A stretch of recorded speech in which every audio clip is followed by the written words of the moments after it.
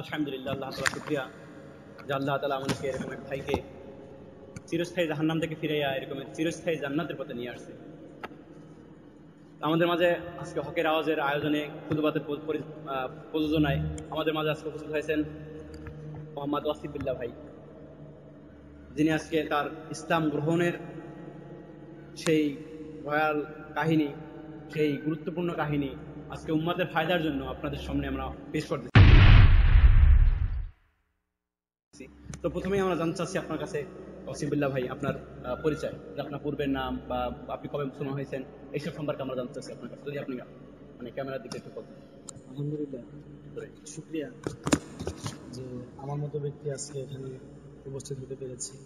আজকে মুসলমানদের উদ্দেশ্যে, মুসলমান জাতির উদ্দেশ্যে কিছু কথা বলার জন্য আজকে এখানে বসতে পেরেছি। এটা মহান আল্লাহ রাব্বুল আলামিনের দরবারে প্রথমে শুকরিয়া আদায় করছি, আলহামদুলিল্লাহ।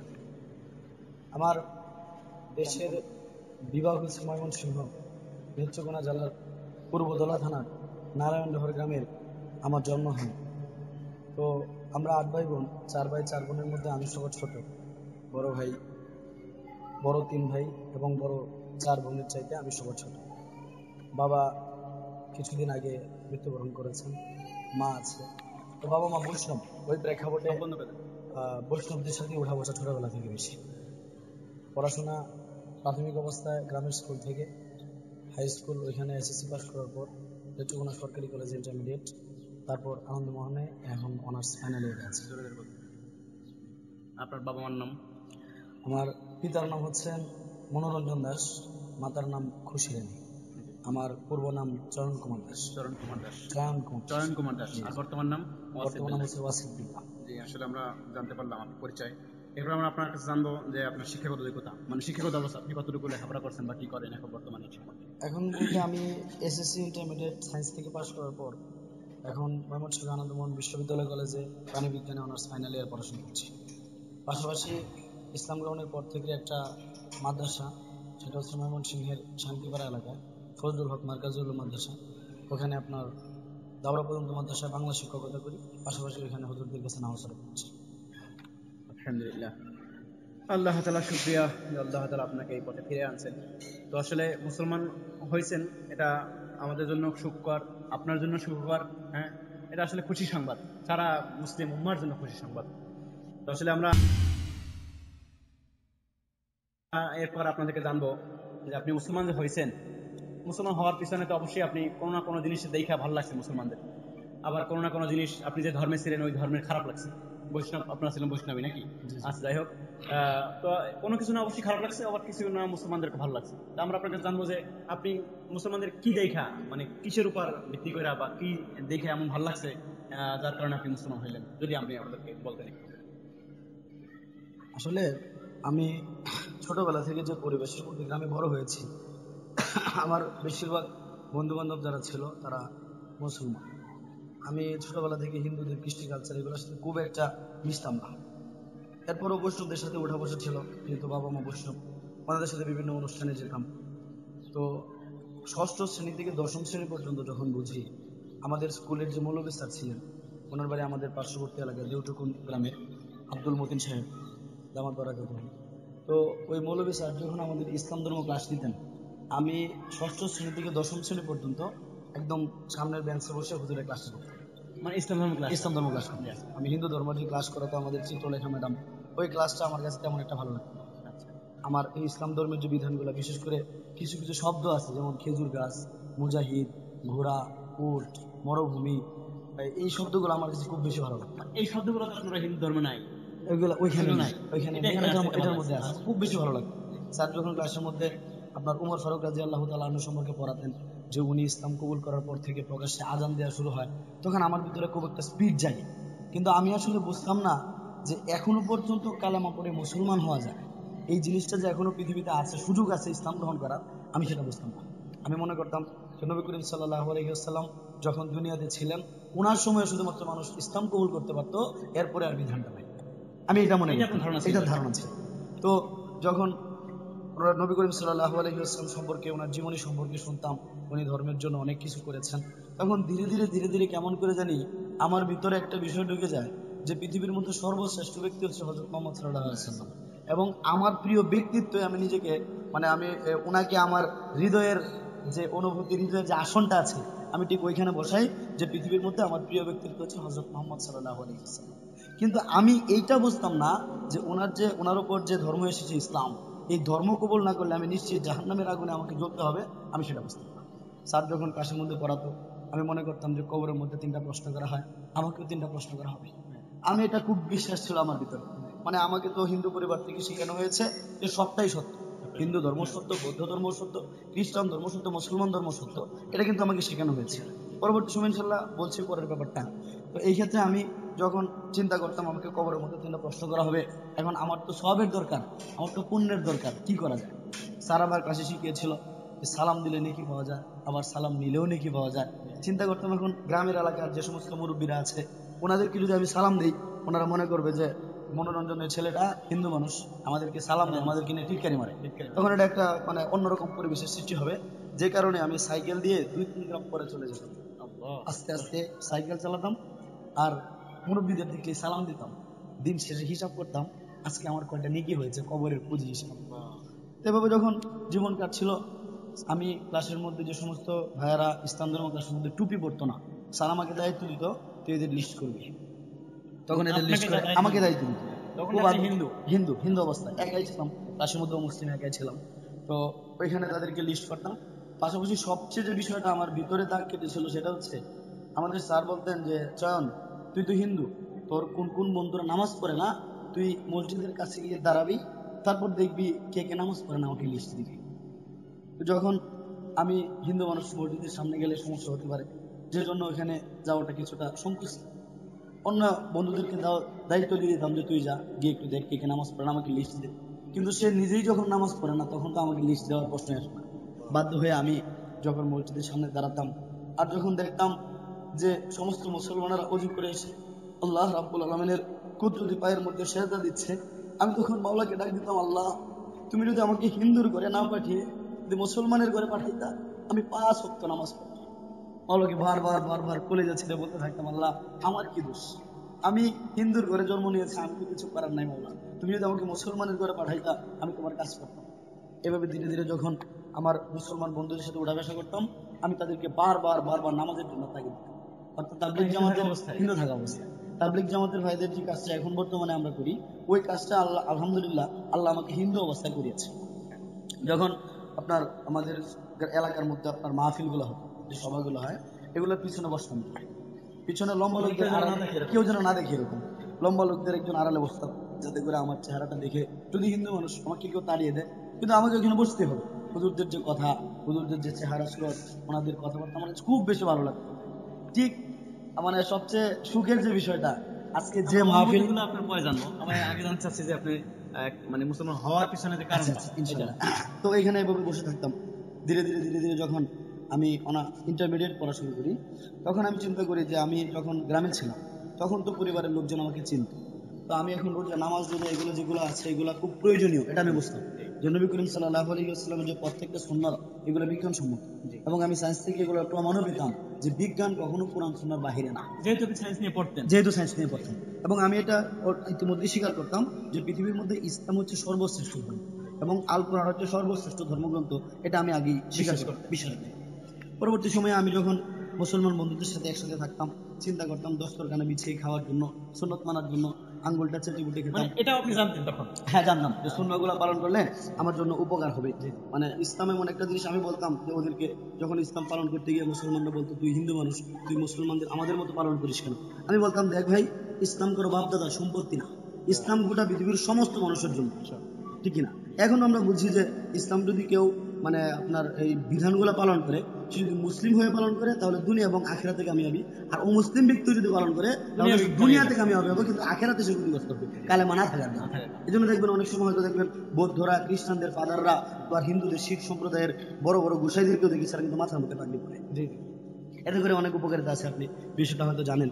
তো যখন ওইখানে থাকা অবস্থায় আমি রমজান মাস যখন আসছি, এটা আমার জীবনের আরেকটা টার্নিং পয়েন্ট। আমি রমজান মাসে নিজেকে অন্যরকম মানে আমার কাছে হলো, যখন ওই যে মসজিদ থেকে ডাকা হতো সেহরি খাওয়ার জন্য, বিশেষ করে ইফতারের প্রতি আমার একটা আগে থেকে একটা আকর্ষণ ছিল সারাদিন রোজা রাখার পর যে মুসলমানরা ইফতার করে ওদের সাথে একসাথে কত বড় একটা সাধনা, খাবারটা নিয়ে বসে থাকে, আজান পরে মাওলার হুকুম হয়, তারপর তারা খায়। এত বড় সাধনা জিনিসটা আমি চিন্তা করলাম আমিও পারি কিনা। কেমন না বিষয় যে মানে এমন ভয় করে আল্লাহকে দেখে না, তাও তাকে না হুকুম হবে কিন্তু খায় না। এটা আপনার কাছে ভালো লাগতো? এটা খুব বেশি ভালো লাগতো। চিন্তা করতাম তাহলে আমিও মাওলাকে দেখানোর জন্য, মাওলাকে খুশি করার জন্য আমি রোজা রাখলে সমস্যা কি? এই কথা চিন্তা করে আমি ইন্টারমিডিয়েট যখন সেকেন্ড ইয়ারে পড়ি তখন মুসলমান বন্ধুদের সাথে একসাথে মেসে থাকা অবস্থায়, এটা কত সাল হইতে পারে? এটা এই তো আপনার 2007 থেকে বসে। তো ওইখানে আমি মুসলমান বন্ধুদের সাথে রোজা রাখা শুরু করি, সেহেরি খাই। এখন আপনার আমরা যে থুতুটা মুখের মধ্যে থাকি, এটা গিললে যে রোজা ভাঙে না, এটা তো আমি হিন্দু মানুষ বুঝতাম না, আমি তো আর মাসালা বুঝি না। সারাদিন মানে এভাবে করে থাকতাম যাতে করে একটু আপনার মুখের লালাটুকু ভিতরে না যায়, যদি আমার মাওলা সন্তুষ্ট হয় ও খুশি হয়।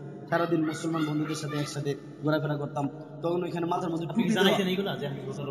হ্যাঁ, ওরা একসাথে রোজা রাখতো মুসলমান বন্ধুদের সাথে। হ্যাঁ, আমি আবার ওই হিন্দু ভাইদের সাথে, হিন্দু বন্ধুদের সাথে খুব একটা আমার সম্পর্ক ছিল না আগে থেকেই। তো মুসলমান বন্ধুরা আবার আমাকে খুব আপন করে নিয়েছিল ভাইয়ের মতো, এখনো পর্যন্ত আলহামদুলিল্লাহ আছে। তো ওইখানে যখন ইফতারের সময় হয়ে যেত মাথার মধ্যে টুপি দিয়ে আমি আবার ইফতার নিজের হাতে খুব বানাতে মানে ভালোবাসতাম। তো বন্ধুদেরকে নিয়ে একসাথে ভালো বানাইতে, এখন যদি সময় হয় সময় খাবো ইনশাআল্লাহ। তো একসাথে খাওয়া দাওয়া ইফতার করতাম। ইফতার করার পরে এখন তারাবির সময় দেখা যায় যে বিশেষ করে শিক্ষিত ভাই যারা আছে তারা একটু নামাজের প্রতি উদাসীন থাকে। আমি আবার ওদেরকে তাগিদ দিতাম তারাবির নামাজ পড়ার জন্য, কারণ আমি তো পড়তে পারবো না। অনেক সময় তাদেরকে তারাবির নামাজের জন্য নিয়ে যেতাম, মসজিদের কাছে আমি যেতাম, ওরা তারাবির নামাজ পড়তো। আমি এখন যদি মসজিদের পাশে দাঁড়িয়ে আছি, কেউ দেখে, বাড়িতে খবর যায়, তাহলে এটার জন্য আমার উপর টর্চার আসতে পারে, নির্যাতন আসতে পারে। সেজন্য অনেক সময় রাতের আধারে যখন ওরা তারাবি পড়তো আমি কলা গাছের সাইডে দাঁড়িয়ে থাকি যাতে করে কেউ দেখতে না পারে। তো এভাবে যখন মাওলাকে খুশি করার জন্য রোজা রাখা শুরু করলাম, কিন্তু আমি তখনও বুঝতে পারছিলাম না যে আমি কালেমা পড়ে মুসলমান না হলে আমার মুক্তি নাই। এই কথাটা আমি তখনও বুঝতে পারছিলাম। আমাকে কোনো মুসলমান ভাইয়ারা এভাবে বলতেও না যে তুমি কালেমাটা পড়ে মুসলমান না হলে তুমি নিশ্চিত নরকের মধ্যে যাবে, নিশ্চিত জাহান্নামে যাবে। এই কালেমা পড়ে যে মুসলমান এখন হওয়া যায় এটা আমি বুঝতে পারিনি। তবে আমি শুধু বুঝতাম যে ইসলাম মানি, আমি নবী করিম সাল্লাল্লাহু আলাইহি ওয়াসাল্লামকে মানি, আমি কোরআন মানি, তাহলে আমিও মুক্তি পাবো, একটা আশা আমার ভিতরে ছিল। যখন 2012 সালের দিকে আমি যখন আনন্দভবনে ভর্তি হই 2009 শিক্ষাবর্ষে, তো 12 সালের ঘটনা, আমি মুসলমান বন্ধুদের সাথে তখন যেহেতু ময়মনসিংহ শহরে আমার জেলা থেকে পরের জেলা একটু দূরে, এখানে আমাকে কেউ চিনে না, আমি ওপেন মাথার মধ্যে টুপি দিয়ে ঘোরা শুরু করলাম। আমার কাছে ভালো লাগতো, খুব বেশি ভালো লাগতো। এখানে সালাম দিলেও কোনো প্রকার বাধা নাই, কোনো রেস্ট্রিকশন নাই, কেউ তো বোঝে না আমি হিন্দু না মুসলমান। আমি মাথার টুপি দিয়ে সালাম দিতাম মুরব্বীদেরকে। আমার একটা বন্ধু ছিল, আমার খুব কাছের বন্ধু, আরিফুর রহমান লিঙ্কন, আমাদের পাশের এলাকার বাড়ি, একসাথে পড়াশোনা। সে আমার সাথে প্রায় ঝগড়া করতো, আমাকে বলতো আমি নাকি ইসলাম ধর্ম নিয়ে কটাক্ষ করি, আমি কেন সালাম দিই। এটা তার সাথে আমার মাঝে মধ্যে ভাবতো। পরবর্তী সময় দেখা গিয়েছে যখন একটা মাহফিলে আমি কথা বলি হাজার হাজার মানুষের সামনে, আমি যখন সকলকে সালাম দিই, আমার বন্ধুটা ওইখানে দাঁড়িয়েছিল। আমি ওকে ডাক দিয়ে বলেছিলাম, লিঙ্কন দেখ, ওই চয়ন কুমার দাস যাকে আল্লাহ আজকে ওয়াসিকুল্লাহ বানিয়েছে, হাজার হাজার মানুষকে প্রকাশ্যে সালাম দিচ্ছি, কিন্তু দেখ কেউ বলছেন আমি কটাক্ষ করছি। দোস্ত তুই বিশ্বাস কর, আমি ওই দিন কটাক্ষ করি নাই। আমার বন্ধুটা ওই দিন কাঁদতে কাঁদতে ওইখান থেকে গিয়েছে। তো যখন 2012 সালের এপ্রিল মাসের 4 তারিখ দিবগত রাত্রি, আমার জীবনটা এইভাবেই কাটছিল। হঠাৎ করে আমি চট্টগ্রাম যাওয়ার উদ্দেশ্যে, কক্সবাজার যাওয়ার উদ্দেশ্যে আমার কয়েকজন বন্ধুদেরকে নিয়ে আমি বাসে চড়ে বসি, ভ্রমণ করার জন্য যাব। রাত্র প্রায় 2টা থেকে 2:30 হবে।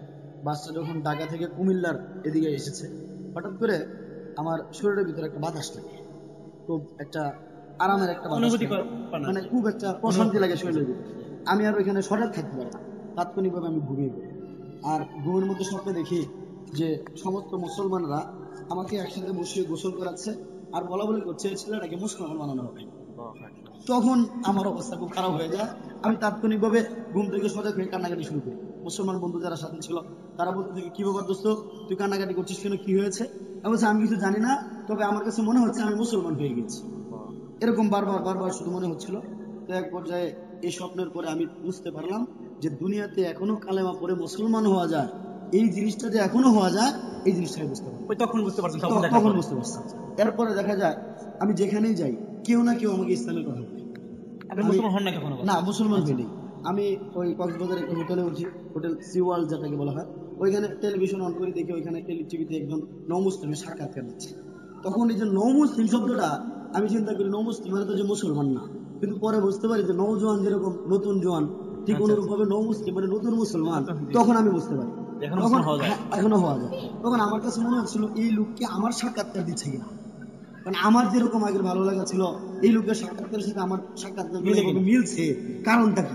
তখন তার যে ওই হিন্দু ধর্ম ত্যাগ করে কিভাবে ইসলাম ধর্মের মধ্যে এসেছে এই বিষয়গুলো আমি তার সাথে খুব বেশি মানে তখন সে বলছিল আমার সাথে মিলে যাচ্ছিল, আমি তাৎক্ষণিকভাবে আবার কান্নাকাটি করে ঘুমিয়ে পড়ি, ওইখানে ঘুমিয়ে পড়ি।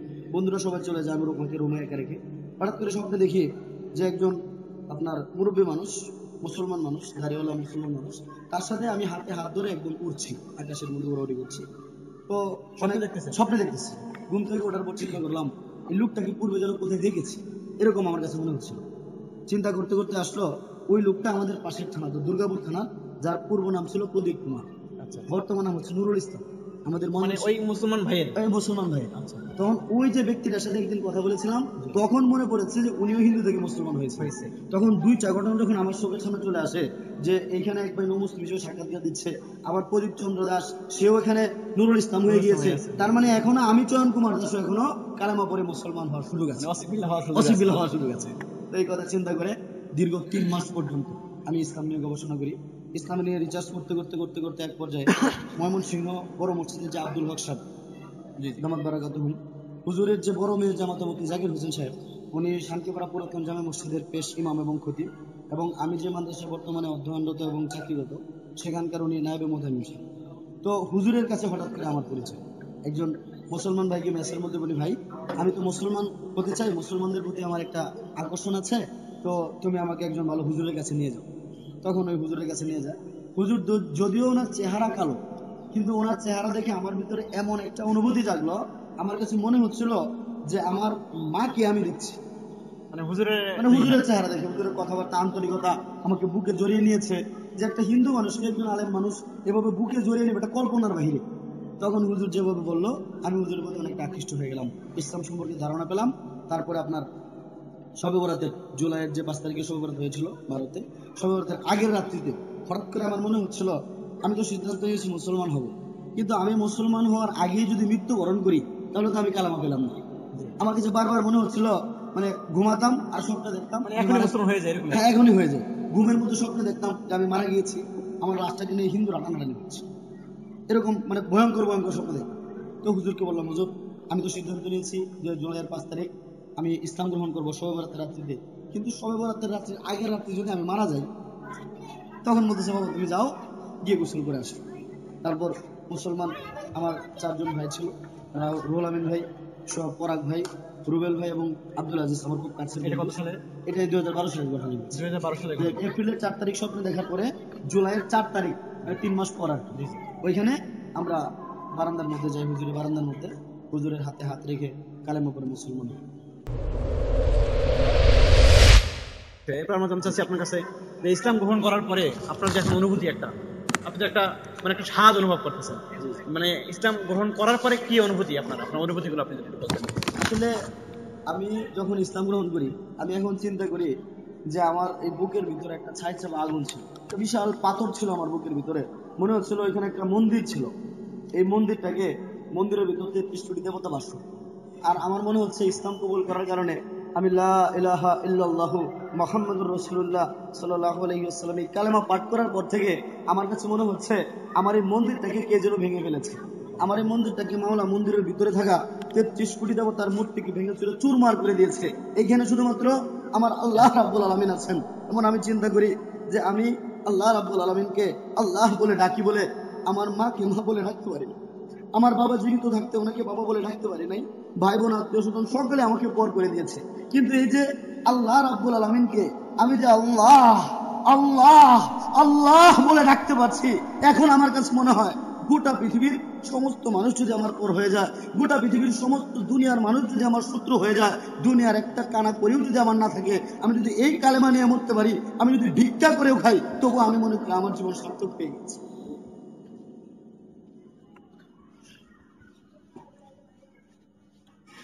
এরপরে এখন আলহামদুলিল্লাহ দাওয়াতের কাজ করার জন্য চেষ্টা করছি। আসলে আমরা আপনার অনুভূতি জানলাম, ইসলামে আসার পর আপনার ভালো লাগা, এইসব জিনিস ভালো লাগতেছে আসলে।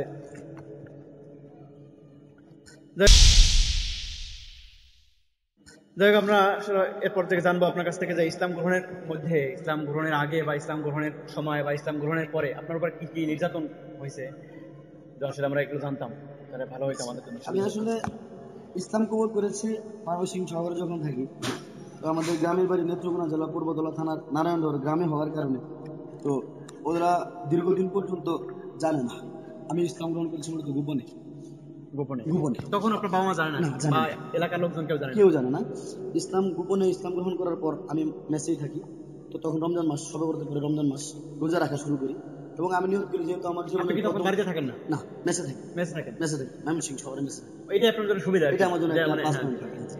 তো এখানে আমি একটা নিয়ত করি যে যেভাবে হোক আমি 30টা রোজা রাখবো, যেভাবে হোক কোনো মতে আমি মিস হওয়া যাবে না। এবং এটার জন্যই যখন আমি এই নামাজ পড়তে যেতাম, মসজিদের মধ্যে নামাজ পড়তাম রমজান মাসের মধ্যে, আমি তো নামাজ পড়তে যেতাম, কিভাবে নামাজ পড়তে হবে বুঝতাম না। তখন আমি রুকুর মধ্যে গিয়ে দেখতাম পাশের যারা আছে ওরা কি রুকু থেকে উঠলো কিনা, সেজদার মধ্যে গিয়ে মানে একটু একটু উঁকি মেরে দেখতাম যে ওনারা উঠলো মানে কিনা। ছোট ছোট বাচ্চারা হ্যাঁ, যেরকম যেরকম করে। বাচ্চারা যেরকম করে আমি ওইরকম করে আর শুধু কান্নাকাটি করতাম যে মাওলা আমি যদি নিজে নিজে নামাজ পড়া শিখতে পারতাম। এটা খুব অনুভূতি ছিল। পরে ধীরে ধীরে যখন নামাজ পড়াটা মোটামুটি আয়ত্তে চলে আসে, সুযোগ পেলেই নামাজে দাঁড়িয়ে, তখন অনেক সময় হুজুররা বলে যে বাবা কিছু মাকরু ওয়াক্ত আছে, এগুলোর মধ্যে আবার নামাজে দাঁড়িয়েও না, মানে এরকম একটা পরিস্থিতির সৃষ্টি হয়ে যায়। তো যখন এই রমজান মাসের মধ্যে হঠাৎ করে মনসা পূজা আসে, যে মনসা পূজা হয়, ওই মনসা পূজা আসে, এখন বাড়ি থেকে চাপ আসে তোকে আসতে হবে। এখন আমি তো মুসলমান হয়ে গিয়েছি, আমি তো জানি যে একটা মুসলমানের পক্ষে কখনো দুর্গা পূজা করা অসম্ভব না, কখনো দুর্গা পূজা করা অসম্ভব, যেটা নামদারি মুসলমানরা করে থাকে। তো এখন আমার পক্ষেও তো ওটা করা সম্ভব না, কিন্তু এরপরে বাধ্য হয়ে গেলাম। হুজুর বললো বাবা বড় বৃহৎ কোনো স্বার্থকে রক্ষা করার জন্য ছোট কিছু স্বার্থকে বিসর্জন দিতে হয়, এটাই স্বাভাবিক, তুমি যাও ওইখানে, তুমি চেষ্টা করবে তোমার ইমানটাকে টিকিয়ে রাখার জন্য।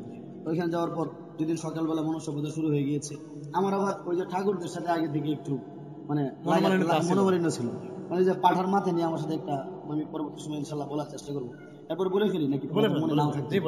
মানে একটা বিষয় আছে যে হিন্দুদের যারা ব্রাহ্মণ্যবাদ তারা আমিষ বুঝি হবে না, নিরামিষ বুঝি হবে, বৈষ্ণবদের মধ্যে বিশেষ করে তারা নিরামিষ বুঝি হবে।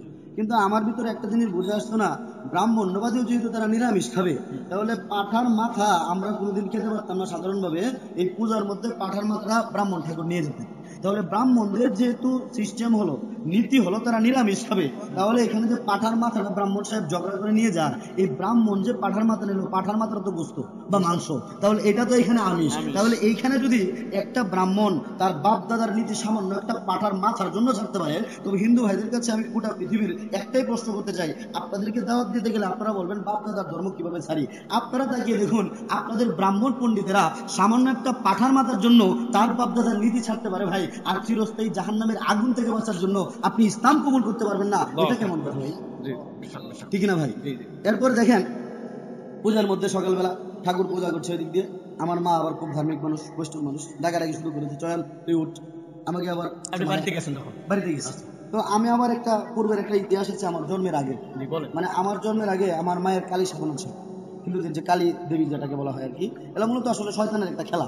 তো কালী উনি হাজির করতে পারতেন, আপনার মা? আমার মা হাজির করতে পারতেন। মাথার মধ্যে 4 থেকে 5টা জ্বর ছিল। এখন আমার মা শুনলে, এগুলো শুনলে রাগ করে, আমি বলে দিই এটা শুনলে উনি কষ্ট পায়। যাই হোক, মানে আমি মূলত ইসলাম প্রচার করার জন্য বলছি, যেটা সত্য বলার জন্য। এখন দেখেন 4 থেকে 5টা মাথার মধ্যে জ্বর ছিল, আর আমি যেদিন জন্ম নেই এদিন আল্লাহর রহমতে সাথে সাথে আমার মায়ের এই 4-5টা জ্বর খুলে পড়ে যায়, এবং এরপরে আর কোনোদিন কালী দিবকে উনি আর ধরতে পারেন না। এবং আমি জন্মের পরে আমার যে বড় বৌদি ছিল, আমি বৌদির শাখার মধ্যে নাকি ধরেছিলাম, মানে ভেঙে ফেলবো এরকম একটা অবস্থা। শাখা মানে ওইটা যেটা হিন্দুদের প্রতীক থাকে আর কি। তো এরপর থেকে আমার পরিবারের লোকজন আমাকে মোটামুটি একটু সমীহ করে চলতো, মানে মা থেকে শুরু করে সবাই আমাকে একটু মানে অন্যরকম দৃষ্টিতে দেখতো, যে মনে কিছু আছে তার ভিতরে, এরকম কিছু একটা মনে করতো। যদিও আমি গুণাগার মানুষ, ভিতরে কিছু নাই, মানে তখনও মানে ওরা এরকমটা ভাবতো যে কালী মনে হয় নিজে হাজির করে ফেলাইছে, এই জন্য মানে আমাকে কিছুটা ভয় পেত। আচ্ছা, তো মানে দেবতা স্বরূপ এরকম। তো যখন পূজা শুরু হয়ে যায়, পূজার মধ্যে সাজা দিতে হবে, প্রণাম করতে হবে, আমাকে ডাকে প্রণাম করার জন্য। আমি তো ঘুম থেকে উঠি না, মানে আমার তো কথা আমি ভান করতেছি, আমার যেভাবে হোক থাকতে হবে, কারণ আমি এর আগের রাত্রিতে পানি খেয়ে রোজা রেখেছি। মানে তখন কিন্তু রমজান মাস চলতেছে, আমি আগের রাত্রিতে গিয়েছি, এখন সকালবেলা পূজা, এখন ওই যে সেই সময় উঠে একটু পানি খেয়ে শুয়ে পড়েছি, কারণ এখন আমি জানি আমাকে রোজা রাখতে, আমি রোজা অবস্থায়, এখন রোজা অবস্থায় প্রণাম করবো, তারপর প্রসাদ খেতে হবে, এটা একটা মানে কেমন করে হয়, মানে এখন ঘুমাইতেছে না, বাকি ঘুমের ভান করতেছে। তো পূজা যখন মোটামুটি ওই এগুলা শেষ, তখন মা খুব ডাকাডাকি করতেছে প্রণাম করার জন্য। তখন আমি মাকে স্পষ্ট করে বলা যে আমি তোমাদের এই মূর্তির পূজা করতে পারবো, বলছে কেন? বললাম যে তোমরা নিজেরা হাতে তৈরি করে যে মূর্তি বানিয়েছো সেই মূর্তি পূজা করার মতো মানে মন মানসিকতা আমার নাই। এটা আমি মাকে স্পষ্ট জানিয়ে দিলাম। তখন মা বলতো হয়তো আমার মন খারাপ বা অন্য কোনো সমস্যা। তখন বললো আচ্ছা ঠিক আছে যা, এখন পাঠা বলি হবে, তুই গিয়ে একটু ব্যবস্থা কর কি করা যাবে। আমার বড় 3 ভাই ওনারাও খুব আদর করতো। ওরা তো তখনও জানে না যে আপনি না, মুসলমান কেউ জানে হয়েছেন। না, একদম গোপনে। আমার মুসলমান বন্ধুরা পর্যন্ত জানে না, ওরা আমার সাথে। তো তখন নদীর মধ্যে গেলাম, যাওয়ার পরে এখন চিন্তা তো একটাই, যদি আমাকে বলে দেওয়ার কথা বলে এখন কি করবো, আবার পাঠার খাওয়ার জন্য বলবে। দেখবো যে আলহামদুলিল্লাহ ওই পর্বটা মোটামুটি শেষ হয়ে যায়। শেষ হয়ে যাওয়ার পরে মূল পর্ব শুরু হয় আমাকে খাওয়ানোর পর। মানে 8 ভাই বোন সবাই উপস্থিত, বোনের জামাই একসাথে খাবেন আর কি। একসাথে খাবে, আত্মীয় স্বজন সকলে আসলো। আমাকে আবার তারা মহাপুরুষ ডাকতো, মহাপুরুষ। মহাপুরুষ ডাকতো। আমার বাতিজি বাতিজা ভাগ্নে ভাগ্নি যারা ছিল সবাই মহাপুরুষ বলেই, বন্ধু বান্ধবরা অনেকে ডাকতো আর কি আদর করে। তো এখন আমাকে ছাড়া তো কেউ খাবে না, এখন কি করা? আমি একটু আড়ালে আসলাম, হুজুরকে ফোন দিলাম, হুজুর এখন তো আমি রোজা রেখেছি, চাচ্ছি রোজাটা রাখার জন্য, কিন্তু ওরা তো আমাকে ছাড়া খাবে না, এখন কি করা? বলছে বাবা দেখো ওই যে আগের কথাটা, যে বৃহৎ স্বার্থকে রক্ষা করার জন্য ক্ষুদ্রকে ত্যাগ করতে হবে, আল্লাহ ওই তো সব যদি দেখতেছেন। জোরাজুরি করে তাহলে তুমি রোজা ভেঙে দাও। তখন গিয়ে দেখি যে আমার বড় ভাই একটু জরুরতের কারণে উনি খেতে বসেছে। তো আমার রাগ দেখে, তো তুমি আমাকে রেখে খেতে বসলা, আমি আমি আর মানুষের খাবোই না। খাবোই না এ বলে একদম ছাড়াছাড়ি করে একদম দৌড় বাড়ি থেকে একদম বের হয়ে পড়ছি। সবাই আর বুঝতে পারে না যে মূলত আমি আচ্ছা আচ্ছা, রোজা। আচ্ছা। আল্লাহ তাআলা তখন- সিস্টেম জি, করে জি। দিয়েছে আসলে। ওইখান থেকে চলে গেলাম পাশের, যে এখন কোথাও যেতে পারবো না পূজার দিন, ওইদিকে উত্তর পাড়া আছে আমাদের একটা, হিন্দু পাড়া পুরাটা, মানে ওইখানে প্রায় মনে হয় 14-15টা করে নিয়ে একটা পাড়া, আর আমাদের একবারে নিয়ে এক পাড়া। আচ্ছা, ওইখানে যাওয়ার পরে ঘরে ঘরে যাচ্ছি, ওই সবাই খুব আদর করে খাওয়ার জন্য খুব বেশি করছে, আমি বলছি না বাসা থেকে খাওয়া দাওয়া শেষ করে এসেছি। মানে একটু মিথ্যার আশ্রয় নিতে হয়েছে আর কি। তো ওইখান থেকে আসার পরে যখন বাড়িতে আসলাম, মা তো বুঝেনি, মনের একটা আবেগ টান, যে ছেলে এখনো খাইনি। মা বারবার জোরাজুরি করছে, "এই, তুই এখন খা।" বললাম না, আমি উত্তরপাড়া গিয়েছিলাম তো ওইখানে ওরা তো বুঝোই কি অবস্থা, কত আদর করে ওরা সব খাইয়ে দিয়েছে। মানে এখানে বলেছি ওরা খাইয়েছে, আবার ওইখানে বলেছে বাসা থেকে খেয়ে এসেছে। যখন এইভাবে পরে সারাদিন কাটে, তখন হঠাৎ করে যখন ইফতারের সময় হয়, এখন আমি তো সারাদিন রোজা, এখন তো খাইতে হবে। বাজারে যাই, একটা দোকানের মধ্যে একটা মুসলমান ভাইয়ের দোকানে গিয়ে বসি, কারণ যেহেতু এখন উনি মুসলমান মানুষ, তাহলে ইফতারের সময় নিশ্চয়ই ইফতার করি। তা আমি বসে আছি, পানি খেয়ে রোজা রেখেছি, বুঝতে পারেন একটা প্রচন্ড বেশি খাওয়াই লাগবে। ক্ষুধা একটা, তারপরে যেহেতু অভ্যস্ত না আগে অভ্যস্ত। তখন যখন হঠাৎ করে আপনার ওইখানে এই ইফতারের সময় হয়, একটু পানি ছিল ওইখানে, তো ওই ভাই বলতেছে কি চয়ন ইফতার করবা নাকি? বলছি কি বলেন, আপনি ইফতার করবেন না? সে কিন্তু মুসলমান, সে বলছে না ভাই আমি তো রোজা রাখি। তখন আমার একটা আফসোস লাগে, মানে আমার চিৎকার করে কোলে যেন টান মেরে দেখতে ইচ্ছে করে, যে একটা হিন্দুর বাচ্চা আজকে ইসলাম কবুল করে গোপনে মুসলমান হয়ে পানি খেয়ে রোজা রেখে তোমার দোকানে বসে আছে, আর তুমি একটা মুসলমানের বাচ্চা রোজা রাখো না, আবার তাও বলতেছি ইফতার করবো কিনা। মানে আমার বারবার ধিক্কার দিচ্ছিলাম বারবার। তখন একটু পানি খেয়ে ওইখান থেকে চলে আসলাম বাড়িতে। ওইখানে মোটামুটি খাওয়া দাওয়ার পর্ব শেষ করে পরের দিন আপনার এরপরেই ঈদ। নামাজ পড়তে পারেন নামাজ পড়তে না, নামাজ আমি আবার গোপনে পড়ার চেষ্টা করতাম। আমার একটা বন্ধু ছিল ফারুক, আমাদের এলাকায়, ওদের বাড়িতে গোপনে নামাজ পড়ার চেষ্টা করতাম। ও জানতো, ওকে জানিয়েছিলাম। তো ওইখানে যখন পরের দিন আপনার ঈদ হবে, একদিন পরে ঈদ, এখন আমি চিন্তা করলাম আমার জীবনের প্রথম ঈদ, আমার তো ঈদের মাঠ করতে হবে। ঈদ কেমন, ঈদ কেমন একটা ছোটবেলা থেকে দেখেছি, ঈদটা কেমন লাগে, একটা অন্যরকম মানে মুসলমানদের খুশির দিন। তখন আমি আবার ব্যক্তিগতভাবে আমি নৃত্যশিল্পী, মানে আমি ড্যান্স প্রোগ্রাম করতাম বিভিন্ন জায়গায়, এবং 2007 শিক্ষাবর্ষে নৃত্যকলা সরকারি কলেজের সারা অভিনয়, এবং আনন্দবন অডিটোরিয়ামে অভিনয় করতাম। আর ময়মনসিংহ শিল্পকলা একাডেমি যেটা টাউন হলের মোড়, ওখানে আমার প্রতি সপ্তাহে ড্যান্স প্রোগ্রাম হতো, অভিনয়ের প্রোগ্রাম হতো। তো ওইখানে থাকা অবস্থায় আপনাকে এই দিক থেকে মানুষ চিনতে ভালো। হ্যাঁ, এদিক থেকে মহাপুরুষ তো এমনি এমনি হন নাই, পরিচিত ছিল আর কি অনেকটাই। তো ওই প্রেক্ষাপটে মাকে বললাম যে আমাদের জামালপুরে ভূমিমন্ত্রী সাহেব আসতেছেন, এখানে একটা অনুষ্ঠান ঈদের দিন, তো আমাকে ওইখানে ড্যান্স দিতে হবে, ওরা দাওয়াত করেছে, ওইখানে যেতেই হবে। এখন ওই কথা বলে বাড়ি থেকে বের হয়ে যখন পড়বো, ঠিক ওই মুহূর্তে মা গরম ভাত নিয়ে আসে, খুব আদর করতে, বুঝলেন সবার ছোট সন্তানটা। ওই দিন তো রোজা আছে, ওই দিন রোজা, কারণ পরের দিন হ্যাঁ। ওই দিন ভাত নিয়ে আসছে, বলতেছে যে তুমি না খেয়ে যেতে পারবে না, কালকে তোমাকে খেতে দেখি নাই, আজকে তুমি খাও, মানে একটু সন্দেহ থাকে ভিতরে, আচ্ছা আজকে তুমি খাও, খেয়ে তারপর এখান থেকে। না, পরে একদিকে বলছেন যে আপনি প্রণাম করবেন না। হ্যাঁ হ্যাঁ, ওই যে একটা বিষয় ভিতরে একটা আছে। তখন মাকে বললাম আচ্ছা ঠিক আছে আমি একটু আসতেছি, এই বলে ভিতরে গেলাম। যাওয়ার পরে আমার যে ছোট ভাই, ওনার আমার ইমিডিয়েট যে বড় ভাই আর কি, মানে আমাদের ওই 3 ভাইয়ের মধ্যে ছোট ভাই, ওনার ঘরে গেলাম। যাওয়ার পরে ভিতরে মন্দিরে ঢুকলাম, ভিতরে মন্দির আছে, ওইখানে ঠাকুরদের সামনে, তার মূর্তির সামনে একটা কাঁঠাল রাখা আছে। চিন্তা করলাম যেহেতু ওদের আর ক্ষমতা নাই, কারণ আগে বিশ্বাস ছিল এদের ক্ষমতা আছে, কিন্তু এখন ইসলাম কবুল করার পরে, মানে আগে তো কলেজাটা পুঁটি মাছের মাত্রার মতো ছিল, কিন্তু এখন আলহামদুলিল্লাহ কলেজা কতটুকু বড় হয়েছে ভাই, ফিতা দিয়ে মাপলেও মানে টের পাওয়া যাবে না এরকম, আলহামদুলিল্লাহ। তখন ওই যে মন্দিরের মূর্তির সামনে থেকে কাঁঠাল নিলাম, দেখি মূর্তি কিছু বলে না।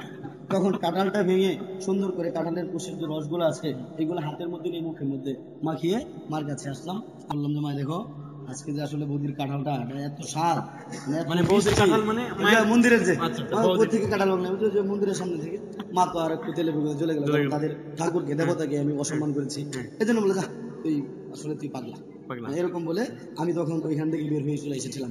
তখন আমি খাবার খাইলেন না? খাবার মানে আমি কাঁঠালকে পেট ভরে ফেলেছি মাকে, আমি আবার কাঁঠালের প্রতি মানে মা ওইটা জানে যে আপনি কাঁঠাল বুঝতে পারছে, কাঁঠাল খেয়ে পেট ভরে ফেলেছে, কারণ ভাত খাইতে পারবে না। জি জি জি। আচ্ছা, তখন যখন আমি বাড়ি থেকে সীমানাটা পার হয়েছিলাম আর আমি যখন চিন্তা করছিলাম যে আমি রোজা রেখে এসেছিলাম এখানে হিন্দুদের সাথে পূজার মধ্যে, ওইখানে সবকিছু ঘটনার পরেও মা ভাত নিয়ে আসে, সমস্ত কিছুর পরেও পানি খেয়ে রোজা রাখার পরেও আমি এখনো রোজা অবস্থায় আমি এখান থেকে বের হতে পেরেছি, এই একটা শুকরিয়া, একটা আনন্দে আমার চোখের পানি দিয়ে কাঁঠালের রস তখন ভিজে ভিজে পড়ছে।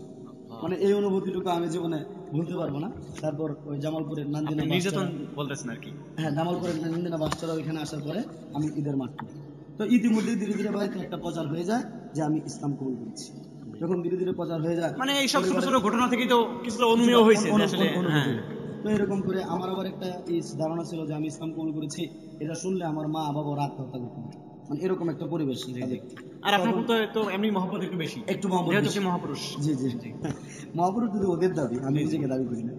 আচ্ছা, তো যখন এই কথা ধীরে ধীরে ধীরে ধীরে জানাজানি হয়ে গেল, তো পরিবারের লোকজন বুঝতে পারলো আমি ইসলাম কবুল করেছি। তখন আমার পথ একটাই, আমাকে পালাতে হবে।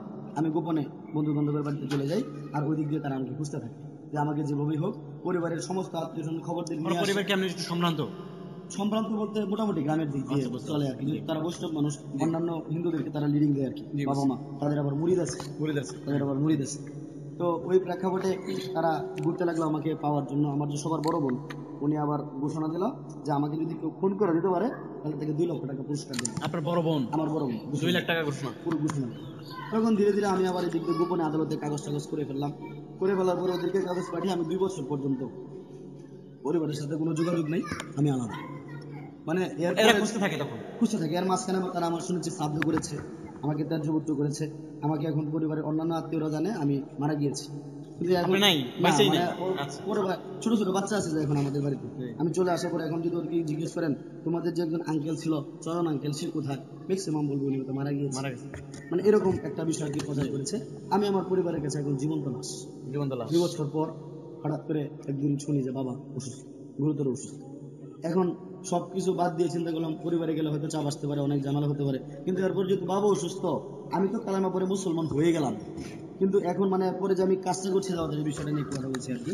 তো এখন তো আমি মুসলমান হয়ে গেলাম, তো এখন তো আমার কাজ যেটা হচ্ছে যে আমি যে কালেমা পেয়ে মুসলমান হলাম, আমি তো ইনশাল্লাহ একদিন মুক্তি পাবো, কিন্তু ঈমান নিয়ে মরতে পারি। নির্যাতন গুলো বলা হয়ে গেছে, নির্যাতন গুলো বলতে আমি তো এখানে ছিলামই, আমরা স্বজনদের দাওয়াতে আসবো ইনশাআল্লাহ। এখানে আবার একটা কথা বলে নেই, নির্যাতনের দিকটা যে এটা আলহামদুলিল্লাহ এমন একটা বিষয়, এটুকুনা যে আমাদের মাল্লি মাদ্রাসা হযরত মাওলানা মুফতি আব্দুল কাইয়ুম সাহেব দামাত বারাকাতুহু, উনি কিছুদিন আগে একটা কথা বলেছিলেন আমার নির্যাতনের ব্যাপারে, যে আমরা তো জানি অন্যান্য নও মুসলিম হলে পরিবারের লোকজন তাকে চাপ দেয়, তাদের সম্প্রদায়রা তাকে চাপ দেয়, কিন্তু আপনার ক্ষেত্রে ঘটনাটা একটু ভিন্ন রকম।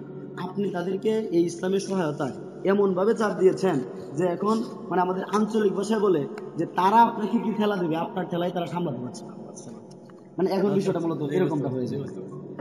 আসলে আমরা জানলাম আপনার সম্পর্কে,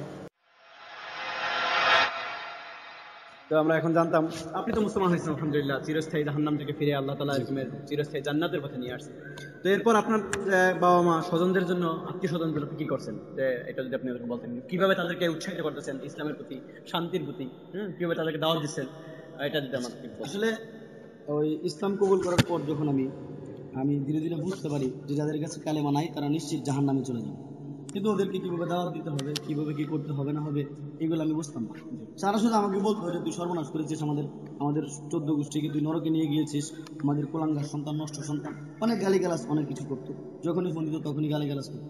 এরকম করে যখন কাটছিল, হঠাৎ করে আমাদের যে ভারতের মাওলানা কালিম সিদ্দিকী সাহেব, উনি কিন্তু আমাদের ময়মনসিংহ বড় মসজিদে এসেছিলেন। আবার মনে আছে কিনা, উনি এসেছিলেন। তখন উনি আসার পর যে কথা বলেছিলেন 2013 সালে, 2013-তে, জি 13 সম্ভবত, জুবাইর আহমেদ সাহেব এখানে ছিলেন। মানে আমি এখন যার মানে বলা যায় যার অনুসারী হিসেবে কাজ করছি আর কি, যাকে দেখে দেখে। জুবাইর আহমেদকে পরিচিত কবে, এই সম্পর্কে আমরা পরে আসবো, আমরা আসলে আপনার তখন ওই যে হুজুরের বয়ান শোনার পরে জুবাইর আহমেদ সাহেব যখন এখানে বাংলা তর্জমা করে, আমি তো আর উর্দু টুর্দু তেমন একটা বুঝি না, মানে কালেম সিদ্দিকী বয়ান করতেছেন আর জুবাইর আহমেদ বাংলা তর্জমা করতেছে। তখন আমার কিছুটা ভিতরে বুঝ আসে যে আমাদের তো মুসলমান, আমরা তো ইবাদত বন্দেগী করবো, কিন্তু আমাদের একটা দায়িত্ব আছে, একটা কর্তব্য আছে, সেটা হচ্ছে মুসলিম ভাইদেরকে কালেমার দাওয়াত দেওয়া, যে দাওয়াতের কাজ যেটাকে বলা হয়। মানে আমি মুসলমান হয়ে গেলাম, আমার কাজ শেষ না, এরপর আমার আরো কাজ আছে। আরো কাজ আছে। বিশেষ করে মাওলানা কালেম সিদ্দিকী সাহেবের পিছনে যে দায়ী শব্দটা ছিল, এই দায়ী শব্দটার ব্যাখ্যা যখন বুঝতে পারি যে যারা দাওয়াতের কাজ করে তাদেরকে দায়ী বলা হয়, তখন আমি নিজেকে হঠাৎ করে ভাবলাম আমিও দায়ী, মানে আমিও দাওয়াতের কাজ করি। এই প্রেক্ষাপটে আমি দায়ী হব। এই প্রেক্ষাপটে ধীরে ধীরে যখন হঠাৎ করে এর মাঝখানে হঠাৎ করে বাবা অসুস্থ শুনলাম, তো আমি বাড়িতে গেলাম যে যেভাবে বাবাকে দাওয়াত দিতে হবে। বাবা যেহেতু অসুস্থ, এত আদর করতো, আমাকে মহব্বত করতো, মানে মরে গেলে কি অবস্থা হবে, এই চিন্তা ভিতরে ছিল। কারণ আমার বাবাকে যে যত আদরই করুক না কেন, আমার পরিবারকে যে যত বেশি সম্পত্তি দেখবে, যা কিছু করুক, ওনাদের কাছে যদি কালেমা না থাকে তাহলে ওনাদের স্থান নিশ্চিত জাহান্নামে, এটা আমি নিশ্চিত হয়ে গেছি। সবাই দিতে পারে, ইমানকে দিতে পারে, তো মালিক তো আল্লাহ। তখন এই প্রেক্ষাপট চিন্তা করে বাড়িতে গেলাম, গিয়ে দেখি বাবা একদম গুরুতর অসুস্থ, বৃদ্ধ মানুষ, 80 বছরের মতো বয়স, ওনাকে চেয়ারের মধ্যে উঠানের মধ্যে বসিয়ে রাখতে হচ্ছে। আমি গেলাম, যাওয়ার পরে বাবার হাতটা ধরলাম, বাবাকে কালেমার দাওয়াত দিলাম। আমাকে কি জানে বলতেছে, কিন্তু ওনার জবানটা বন্ধ হয়ে গেল, মানে অনেক কথা বলতে চাইবে কিন্তু জবান বন্ধ হয়ে গিয়েছে। আমি আর মানে এত চেষ্টা করছি, পারছি না। তখন হিন্দুরা বুঝতে পারবো যে অবস্থা যদি মারা যায়, আমি হাত ধরে রাখছি, আমি তো মুসলমান। তারা আবার মনে করে আমরা মুসলমানরা নাকি নাপাক, অপবিত্র, যে কারণে আমাদেরকে কিন্তু তারা হিন্দু ভাইদের গড়ে উঠতে দেয় না, কিছু ধরলে মনে করে অপবিত্র হয়ে যায়। কিন্তু আসলে এর মধ্যে একটা কথা বলে নেই যে প্রস্রাব পায়খানা করে কিভাবে ঢেলাগুলো নিয়ে বিজ্ঞান সম্মতভাবে পরিষ্কার পরিচ্ছন্নতা হতে হবে, এই সিস্টেমটা বৌদ্ধ ধর্ম বলেন, খ্রিস্টান ধর্ম বলেন, হিন্দু ধর্ম বলেন, পৃথিবীর পুরো সিস্টেমের মধ্যে নাই। কিভাবে প্রস্রাব পায়খানা করে ঢেলাগুলো নিয়ে পাক পবিত্র হতে হয়, এই বিধানটা ইসলাম পৃথিবীর মানুষকে শেখায়, অন্য কোনো সিস্টেমের মধ্যে নেই। যখন এই জিনিসটা চিন্তা করে যে এখন যদি বাবা মারা যায় তাহলে অপবিত্র হয়ে যাবে, এই প্রেক্ষাপটে হিন্দুরা কি করলো, লাস্ট বাবাকে নিয়ে গেল, মানে আমার কাছ থেকে নিয়ে গেল ঘরের ভিতরে। এখন ওইখানে তো আমাকে উঠতে দেবে, আমি বাহির থেকে দাওয়াত দেওয়ার চেষ্টা করছি। কিন্তু ওইখানে আফসোসের আরেকটা বিষয় হচ্ছে, অনেক নামদারি মুসলমান আছে যারা আসলে মুসলিমদেরকে দাওয়াত দিতে হবে, ওদের ধর্মটা মিথ্যা, এটা অনেক নামদারি মুসলমানরা বুঝে, যে কারণে ওইখানের স্থানীয় কিছু হিন্দু মুসলমান ভাইরা আমাকে বাধা দেওয়া শুরু করে, যেন আমি দাওয়াত না দিই। তখন ওদেরকে পাল্টা আমি দাওয়াত দিলাম যে আমাদের তো ভাই একটা আশা আছে, আমরা যদি কালেমা নিয়ে মরতে পারি একদিন না একদিন ইনশাল্লাহ জান্নাত পাবো। কিন্তু আমার বাবা, আমার মা, আমার ভাই বোন, আত্মীয় স্বজন যাদের কিনে আপনারা আছেন, ওনাদেরকে আমি দাওয়াত দিচ্ছি বলে আপনারা আমাকে বাধা দিচ্ছেন, আমাকে কটূক্তি করছেন। কিন্তু একটা কথা বলেন তো, এই ব্যক্তিগুলা যদি কোনোদিন কালেমা না পায় তাহলে ওনাদের স্থান কি আপনাদের মতো কোনোদিন জান্নাত ওনারা আশা করতে পারে? মানে ব্যাপারটা এরকম যে ওনারা জান্নাত চায় না, এরকম একটা, কিন্তু বুঝাও না। পরবর্তী সময় যখন তাদেরকে বোঝালাম, দেখলাম যে না, আলহামদুলিল্লাহ সব মুসলমান আবার আমার পক্ষে আসা শুরু করেছে। জুম্মার সময় হয়, শুক্রবার ছিল ওই দিন, আমি জুম্মা পড়তে যাই। জুম্মা পড়া শেষ করে ওইখানে আমাকে বয়ান করতে হয়। বয়ানে শেষ পর্যায়ে যখন একজন বাবার বন্ধু, মুরব্বী মানুষ, আমাকে বলতে, চয়ন, তোমার বাবাকে আমি দাওয়াত দিয়েছিলাম মুসলমান হওয়ার জন্য, বলেছিলাম। এটা আমার বাবার বন্ধু, আচ্ছা এলাকার মুরব্বী বন্ধু, মানে সে মুসলমান, উনি মুসলমান। তো বলতেছে তোমার বাবাকে দাওয়াত দিয়েছিলাম যে তোমার ছেলেটা তো না বুঝে শুনে ইসলাম কবুল করেছে। পরে যেটা বলতেছিলাম যে এখন বাবা বলতেছিল, মানে আমার বাবাকে দাওয়াত দিয়েছিল ইসলাম কবুল করার জন্য। তো আমার বাবা বলেছিল আচ্ছা ঠিক আছে, আরেকবার চয়ন বাড়িতে আসুক, আমি আমার ছেলের সাথে চলে যাব, কেউ আমাকে কিচ্ছু বলুক, আমার কিচ্ছু যায় আসে। আপনার বাবা বলতেছে? আমার বাবা এই কথাটা বলেছিল আমার বাবার বন্ধুর কাছে। আমার বাবার বন্ধু আমাকে বললো তোমার বাবা এরকম একটা স্বীকারোক্তি দিয়েছিল যে সেও কালেমা পড়ে মুসলমান হবে, তুমি যখন আবার আসো। এখন যখন আমি চিন্তা করি আমি তো আসলাম, কিন্তু আমার বাবা তো এখন কথা বলতে পারছে না, আমি দৌড় দিয়ে আবার বাবার কাছে যাই। বাবাকে বারবার চেষ্টা করছিলাম কালেমাটা পড়ানোর জন্য, কিন্তু হিন্দুরা বাধা দিচ্ছে, ওনাকে কাছে দিতে দিচ্ছে না। হঠাৎ করে যখন আসরের একটু পর পর আবার আমি নামাজ পড়ে আসলাম, মাঝখানে আমার নামাজ চলছে, হঠাৎ করে বললো যে নেত্রকোনা সরকারি হাসপাতালে ভর্তি করাতে হবে। তো এখন মানে গাড়ির মধ্যে দিয়ে নিয়ে কুলে করে বসে থাকতে হবে, হাত পা সব কিছু অবশ্য চোখেও দেখছে না, একজন শক্তিশালী লোক দরকার। তো আমাকে একটু স্বাস্থ্যবান দেখে ভাবলো যে আমি নেই। তো ওই দিন আমাকে আমার বাবাকে আমার কুলে দিয়েছে শেষবারের মতো। মানে সন্তানকে যেরকম তার বাবা কুলে নেয়, আমি আমার বাবাকে এরকম কুলে নিয়েছিলাম। আর বাবার দিকে বারবার তাকাচ্ছিলাম, বাবার মায়া ভরা মুখটার দিকে, যে যদি বাবা কালেমা করে মুসলমান হয়ে যায়। বারবার দোয়া করছিলাম, কিন্তু শেষ পর্যন্ত হয় নাই। আমি যখন হাসপাতালে যাওয়ার পরে রাত 2-4-এর দিকে হঠাৎ করে বাবা দুনিয়া থেকে বিদায় হয়েছে। তো ওইখানে বিদায় হয়ে যাওয়ার পরে এখন মনে করেন অন্যান্য ভাইয়েরা কাঁদছে, বোনেরা কাঁদছে, সকলেই কাঁদছে, আমার তো বাবা, আমিও তো মানুষ। আমি যখন বাবার জন্য বুক ফাটা কাঁদতে চাইলাম, বাবার কাছে যেতে চাইলাম, হিন্দুরা বাধা দিল, না তুমি এখানে যেতে পারবে না, তুমি না পাক, অপবিত্র, তুমি বাবার লাশটা ছুঁয়ে দিলে মানে তুমি নরকে চলে যাবে, এটা বাবার প্রায়শ্চিত্ত করতে হবে, সমস্যা। আমাকে বাধ্য হয়ে আলাদা করে রাখা হলো। আমি বলেছি করে যখন আসি আমাকে ড্রাইভারের সাথে বসতে দেওয়া হলো। যখন নিয়ে যাই লাশটাকে দেখলাম যে বৈষ্ণব সমস্ত হিন্দুরা ছুটে আসলো, ওইখানে লাশটাকে প্রণাম দিচ্ছে, চেষ্টা করছে। আর আমি ভাবছিলাম যদি মাওলা আমাকে মুসলমান না বানাতেন তাহলে তো এই ঘৃণিত কাজটা আমাকে করতে হতো। যখন এরকম লাশটা ধুয়ে যখন নিয়ে যাচ্ছিল শ্মশানের দিকে, আর আমি তো এইদিকে সারাদিন আমি আলাদা আলাদা, রাত্রিবেলা আলাদা আলাদা, আমাকে কাছে যেতে দেয় না। হঠাৎ করে মসজিদ থেকে আজান ভেসে আসছে। পরবর্তী সময়ে যখন হঠাৎ করে আমি শুনতে পেলাম যে মসজিদ থেকে আজান ভেসে আসছে, আমার কাছে মনে হচ্ছিল যে আমি যে এতক্ষণ পর্যন্ত হিন্দুদের মাঝখানে থেকে আমি শুধু অবহেলা পাচ্ছিলাম, কিন্তু এই যে মসজিদ থেকে আজান ভেসে আসছে তার মানে আমাকে মাওলা হয়তো বলছেন যে ওয়াসিফ বিল্লাহ রে, তোর জায়গা শ্মশানের মধ্যে না, তোর জায়গা আমার মসজিদে, আমার কুদরতি ভাই সেজদা দিতে আয়। ওই দিন হিন্দু মুসলিম যারা ছিল সকলে একটা বিষয় লক্ষ্য করলো যে বড় 3টা সন্তান তার পিতাকে নিয়ে যাচ্ছে শ্মশানের দিকে ঘোরাতে, আর ওই বাড়ির ছোট সন্তানটা তখন মসজিদে যাচ্ছে নামাজ পড়ার জন্য। খোদার কসম, যখন মসজিদে গিয়ে আল্লাহ রাব্বুল আলামিনের কুদরতি ভাই সেজদা দিলাম, একটু আগে যে আমার বাবা মারা গেল আমার সেটা বিলকুল মনে নেই। তখন বুঝতে পেরেছিলাম যে সবকিছু হারিয়ে যে নামাজ পেয়েছি, যে ইসলাম পেয়েছি, এটার মধ্যে কি অনাবিল সুখ, কি অনাবিল শান্তি, আমি ওই দিন বুঝতে পেরেছিলাম। এরপরে দাওয়াত দেওয়া চলতেছে, আমরা দাওয়াত দেওয়া আলহামদুলিল্লাহ চলতেছে। আমি বলি আমার মা সম্পর্কে আবার আমার একটু ধর্ম নিয়ে আগে থেকে একটু কষাকষি হতো, দর কষাকষি হতো আগে থেকে, প্রথমে কিছু কিছু শুনছি এরকম। তো এর ফাঁক দিয়ে আমি যেটা দাওয়াতের যে কাজটা করি, আমি এর মধ্যে মাকে ডাক দিয়ে বলেছিলাম, মা আমি তো মুসলমান হয়ে গিয়েছি, এই কারণে তুমি আমাকে ত্যায্যপুত্র করে দিয়েছো, তুমি আমাকে বের করে দিয়েছো, আমাকে তুমি ঘরে উঠতে দাও না, তুমি আমাকে দেখলে মুখটাকে আঁচল দিয়ে ঢেকে রাখো, আমি নাকি তোমার নষ্ট শুনি। কিন্তু বিশ্বাস করো মা, কোরআনে কারীমের মধ্যে সূরা ইখলাসের 1 নম্বর আয়াতের মধ্যে আল্লাহ রাব্বুল আলামিন স্পষ্ট করে বলেছেন কুল হুয়াল্লাহু আহাদ, অর্থাৎ আল্লাহ একক। মা বলে তুই মুসলমান, তোর কোরআনে কারীম তোর মুসলমানদের ধর্ম, তো বলবি, এটাই স্বাভাবিক। কিন্তু আমার মা এটা বুঝে না যে বরকত রমজান মাসের মধ্যে কোরআনে কারীম আমাদের মুসলমানদের কাছে এসেছে।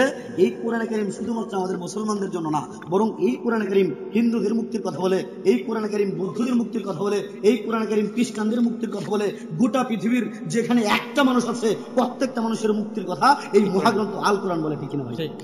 যখন এই কথা মাকে বোঝাতে পারলাম না, মাকে তখন বললাম, আচ্ছা মা, যদি তামাম বিশ্ব ব্রহ্মাণ্ডের সৃষ্টিকর্তা ভিন্ন ভিন্ন হতো তাহলে তোমার আমার মধ্যে পার্থক্য থাকতো না? হিন্দুদের নাকটা আল্লাহ রাব্বুল আলামিন মুখের উপরে দিয়েছে, তাহলে যদি আমাদের মুসলমানদের নাকটা যেরকম মুখের উপরে, তোমাদের হিন্দুদের সৃষ্টিকর্তা যদি আলাদা হতো তাহলে তারা সকলে মিলে নাকটাকে তো বগলের নিচে দিতে পারে নাই, কিংবা খ্রিস্টানরাও পিছন দিয়ে দিতে পারে নাই, বৌদ্ধরাও পারে নাই। তার মানে বুঝতে হবে তোমার এই নাক আমার নাক, তোমার অঙ্গ প্রত্যঙ্গ যা কিছু আছে সবগুলোর স্রষ্টা এক সত্তা, সৃষ্টিকর্তা কখনো ভিন্ন হতে পারে না। আমি মাকে যখন বোঝাতে লাগলাম, মা বলে আমি বিশ্বাস করিনি। তখন মাকে বললাম, মা আমরা মুসলমান, আমরা যদি কোরআন হাদিস না মানি তাহলে আমরা মুসলমান যেরকম মুসলমান থাকবো না, অনুরূপ ভাবে কোন হিন্দু ভাই যদি সে তার ধর্মগ্রন্থ না মানে তাহলে তাকে কি হিন্দু বলা যাবে? না, যাবে না। বিষয়টা তো এটাই। মাকে বললাম, মা দেখো তোমার কট উপনিষদের 2 নম্বর অধ্যায়ের 1 নম্বর মন্ত্রের 11 নম্বর শ্লোকের মধ্যে স্পষ্ট করে বলা, একং ব্রহ্ম দ্বিতীয় নাস্তি নেতা নাস্তি কিঞ্চন, অর্থাৎ মালিক একজন, দ্বিতীয় কোনো মালিক নাই, নাই নাই নাই কিঞ্চিত পরিমাণও নাই। এটা হিন্দু ধর্মে লেখা আছে, স্পষ্ট করে লেখা। তখন বলতে হ্যাঁ ঠিকই তো আছে, আমরা তো মানি। বললাম তাহলে বলো তোমাদের সৃষ্টিকর্তার নাম বলো। আমার মা তখন আটকে যায়। বড় বড় যখন বিভিন্ন বয়ানের মধ্যে আমি বড় বড় ব্রাহ্মণ পণ্ডিতদেরকে ডাক দিই, বলি হ্যাঁ ভাই বলেন, এই মন্ত্রের সাথে সামঞ্জস্য রেখে আপনি একজন সৃষ্টিকর্তার আপনাকে নাম বলতে হবে। আমাদের মুসলমানদের জিজ্ঞেস করেন, যে কোনো দেশে আপনি যান, যে কোনো বয়সের হোক, সে আওয়ামী লীগ কিংবা বিএনপি করুক, সে সুন্দর কিংবা কালো হোক, মোটা কিংবা চিকন হোক, প্রত্যেকটা মুসলমানকে ডাক দিয়ে জিজ্ঞেস করেন তোমার রবের নাম কি, তোমার সৃষ্টিকর্তার নাম কি, তোমার মালিকের নাম কি, তোমার প্রভুর নাম কি? প্রত্যেকটা মুসলমান বলবে আমার সৃষ্টিকর্তার নাম, আমার রবের নাম, আমার মালিকের নাম, আমার প্রভুর নাম হচ্ছে আল্লাহ। এখন হিন্দুদেরকে যদি আপনি জিজ্ঞেস করেন ভাই তোমার একজন সৃষ্টিকর্তার নাম বলো, তখন টেনশনে কেন পড়বে? আমি চিন্তা করি ভাই, যদি কোনো হিন্দু ভাই বলে তার সৃষ্টিকর্তার নাম ব্রহ্মা, তাহলে বিষ্ণু রাগ করতে পারে। যদি বলে সৃষ্টিকর্তার নাম বিষ্ণু তাহলে মহেশ্বরকে দোষ করে। যদি বলে সৃষ্টিকর্তার নাম মহেশ্বর তাহলে জগন্নাথ রাগ করে বসবে। যদি বলে সৃষ্টিকর্তার নাম জগন্নাথ তাহলে ভোলানাথকে দোষ করবে। যদি বলে সৃষ্টিকর্তার নাম ভোলানাথ তাহলে সীতা রাগ করতে পারে। যদি বলে সৃষ্টিকর্তার নাম সীতা তাহলে লক্ষণ রাগ করে বসবে। যদি বলে সৃষ্টিকর্তার নাম লক্ষণ তাহলে রাম রাগ করতে পারে। যদি বলে সৃষ্টিকর্তার নাম রাম তাহলে রাধা রাগ করে বসবে। যদি বলে সৃষ্টিকর্তার নাম রাধা তাহলে তারপরে কি আসলে কৃষ্ণ রাগ করে বসবে। যদি বলে সৃষ্টিকর্তার নাম কৃষ্ণ তাহলে ওই রাম রাগ করতে পারে, বলরাম যে আছে। যদি বলে সৃষ্টিকর্তার নাম বলরাম তাহলে ওই দিক দিয়ে শিব রাগ করে বসবে। যদি বলে সৃষ্টিকর্তার নাম শিব তাহলে ওই দিক দিয়ে কালী রাগ করতে পারে। যদি বলে সৃষ্টিকর্তার নাম কালী তাহলে দুর্গা রাগ করে বসবে। যদি বলে সৃষ্টিকর্তার নাম দুর্গা তাহলে তার মেয়ে লক্ষ্মী রাগ করবে। যদি বলে সৃষ্টিকর্তার নাম লক্ষ্মী তাহলে তার বোন সরস্বতী রাগ করতে পারে। যদি বলে সৃষ্টিকর্তার নাম সরস্বতী তাহলে তার ভাই কার্তিক রাগ করে বসবে। যদি বলে সৃষ্টিকর্তার নাম কার্তিক তাহলে গণেশ রাগ করতে পারে। যদি বলে সৃষ্টিকর্তার নাম গণেশ তাহলে গণেশের উপর কলা গাছ রাগ করে বসবে। যদি বলে সৃষ্টিকর্তার নাম কলা গাছ তাহলে তুলসী গাছ রাগ করতে পারে। যদি বলে সৃষ্টিকর্তার নাম তুলসী গাছ তাহলে শেওড়া গাছ রাগ করে বসবে। যদি বলে সৃষ্টিকর্তার নাম শেওড়া গাছ তাহলে বেল গাছ রাগ করতে পারে। যদি বলে সৃষ্টিকর্তার নাম বেল গাছ তাহলে চন্দ্র রাগ করবে। যদি বলে সৃষ্টিকর্তার নাম চন্দ্র তাহলে সূর্য রাগ করতে পারে। যদি বলে সৃষ্টিকর্তার নাম সূর্য তাহলে শনি রাগ করবে। এরকম করে বৃহস্পতিও রাগ করতে পারে, অগ্নিও রাগ করতে পারে, মাটিও রাগ করতে পারে, বায়ু রাগ করতে পারে, গঙ্গাও রাগ করতে পারে। এরকম করে কোন হিন্দু ভাই যদি একং ব্রহ্ম দ্বিতীয় নাস্তি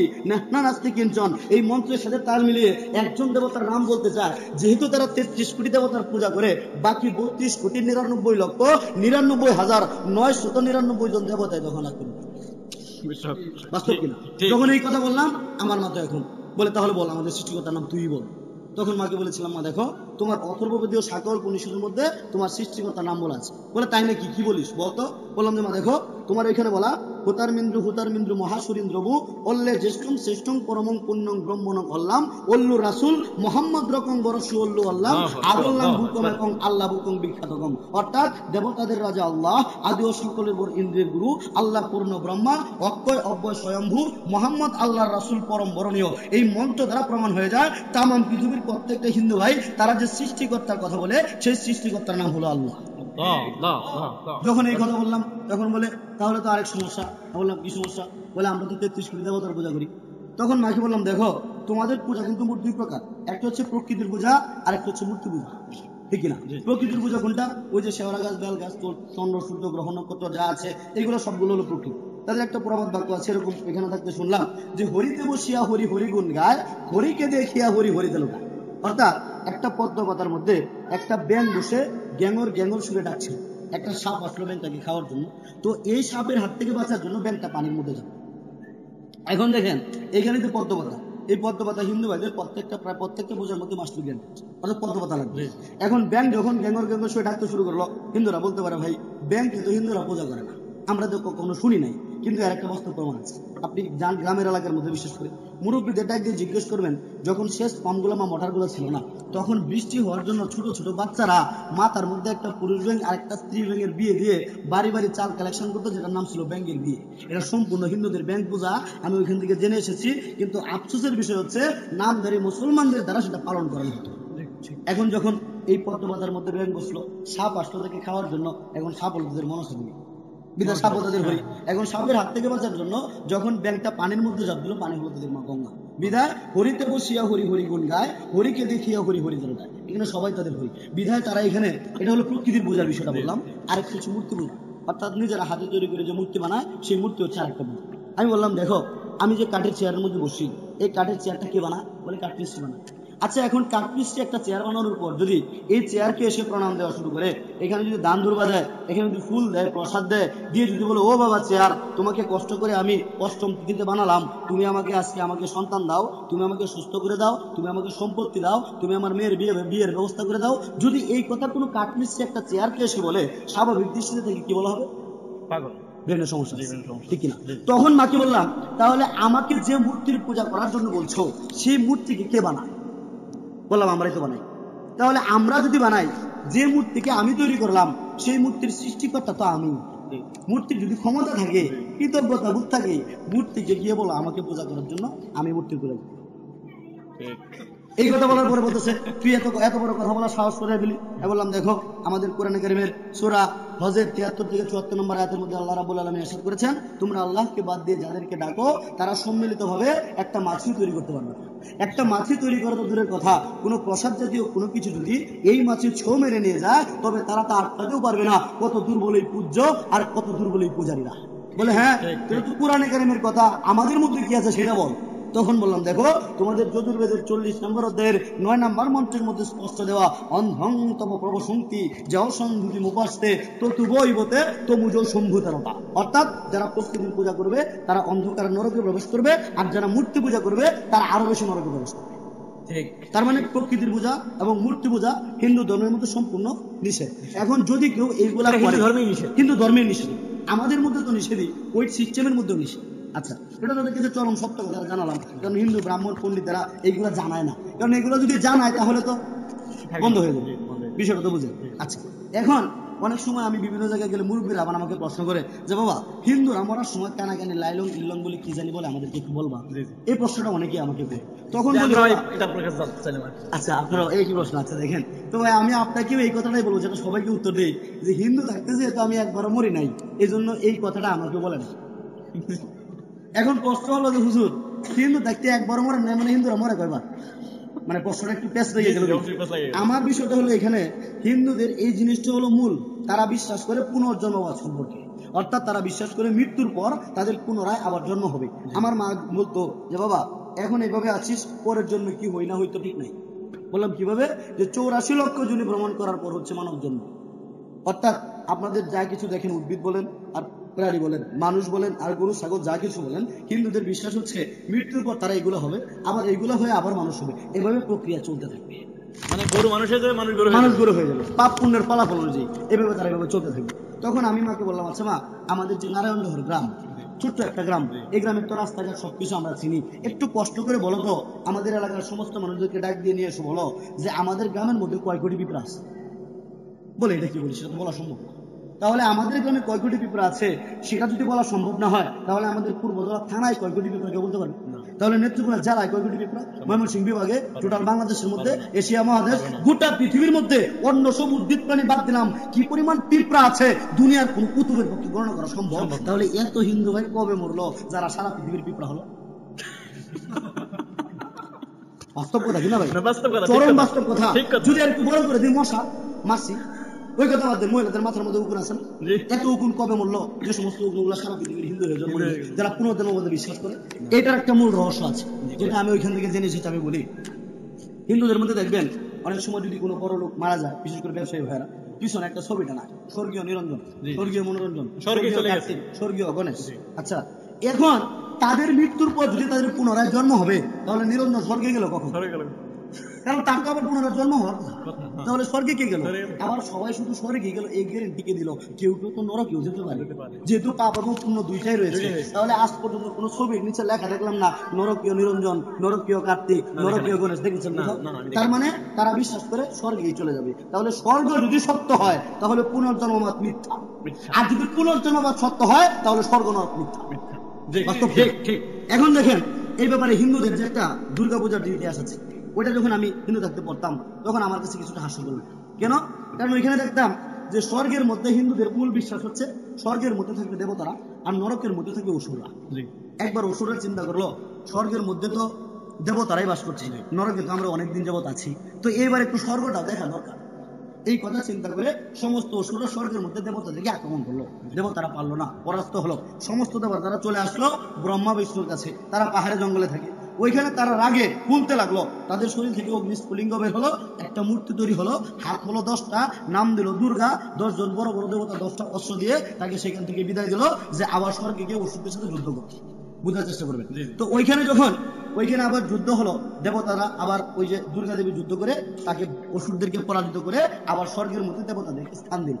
এই হলো মূল ঘটনা। এখন বলতে হুজুর এটা বলার কারণ কি? এটা বলার কারণ মাকসাদ হচ্ছে 3টা। 1 নাম্বার কথা হলো তাদের মধ্যে স্বর্গের মধ্যে কারা থাকবে? দেবতা। আর নরকের মধ্যে কারা থাকবে? অসুররা। এখন কোন হিন্দু মারা যাওয়ার পর যদি স্বর্গে যেতে চায় তাহলে স্বর্গে তো তার জায়গা নাই, কারণ দেবতারা বলবে হাউসফুল, আমরা সবাই আছি, তাহলে তোমাদের জায়গা কোথায়? বাস্তব কিনা? এখন যদি তারা নরকে যেতে চায় তখন অসুররা বলবে এই তোমাদের দেবতাদের সাথে কম যুদ্ধ হয় নাই, নরকের মধ্যে আসি কষ্ট করে, তোমাদের এখানে আসা দরকার, যাও।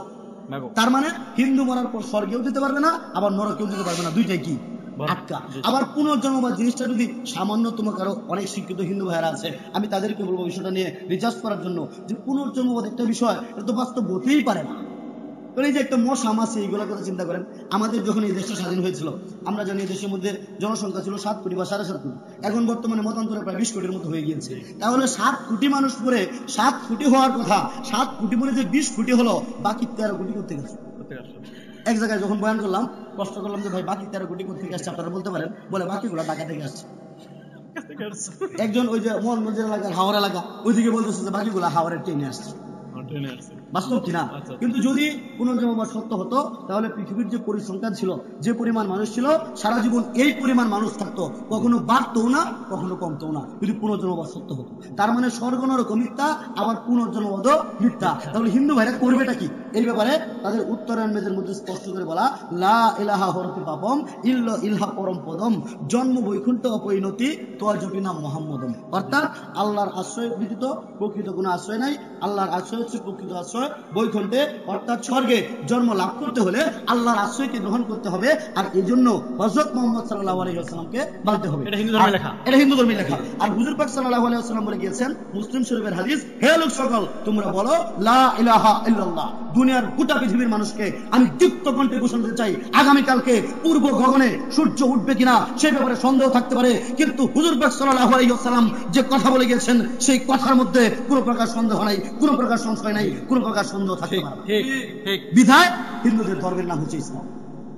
এই ব্যাপারে ডক্টর বেদপ্রকাশ উপাধ্যায় হিন্দুদের যে বড় পণ্ডিত, উনিও বলেছেন।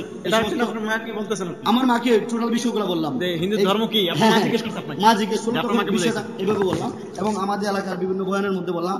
এবং আলহামদুলিল্লাহ এরপরে যদি আপনি জানতে চান যে কিভাবে এখন বর্তমানে এর মাধ্যমে কাজ হয়েছে কিনা, আমি যখন এই বিষয়গুলো নিয়ে তাদের সাথে কথা বলি, এখন আমার পরিবারের যে সমস্ত লোকজনেরা আছে, আত্মীয় স্বজন যারা আছে, তাদের আমার ভাইয়েরা বলেন, মা বলেন, আর যারা বলেন বাবা তো মারাই গেল, তো ওনাদের মধ্যে থেকে এখন কেউ এইটা বলতে পারে না যে ইসলাম মিথ্যা। এটাকে বলতে পারেন, এটা এখন আর এটা আপনি বুঝিয়ে দিয়েছেন, এটা তাদেরকে বুঝিয়ে দিয়েছি। এবং এই ব্যাপারে আর তারা এখন আর কোনো কথা বলে না। এবং এখন আমার খোঁজ খবর নেই কি অবস্থায় আছি না আছি। আমি মাঝে মধ্যে চেষ্টা করি যে আমার মাকে টাকা পাঠানোর জন্য, খরচ পাঠানোর জন্য। আমার মাও নেই, মানে এই ব্যাপারে কোনো ঘৃণা করে না, মানে এখন আর যে আপনি না পাক এরকম এইসব বিশ্বাস না। তবে আবার গড়ে উঠতে দেন, ওইটা আবার এখনো আছে। তো আবার টাকা পয়সা গ্রহণ করে। আমি আগে যে বলেছিলাম আমি ভুল করেছি, এই কথাটা এখন আর বলে না। এখন বলে না, তুমি আসো তোমারটা নিয়ে তুমি। মানে আমরা যতটুকু ধারণা করতে পারি এখন আপনার মা মুসলমান হইতে চায়। মুসলমানদের চায় বলতে এখন কথা একটাই, বাপ দাদার ধর্ম কিভাবে ছাড়তে পারে কথা কিন্তু একটাই।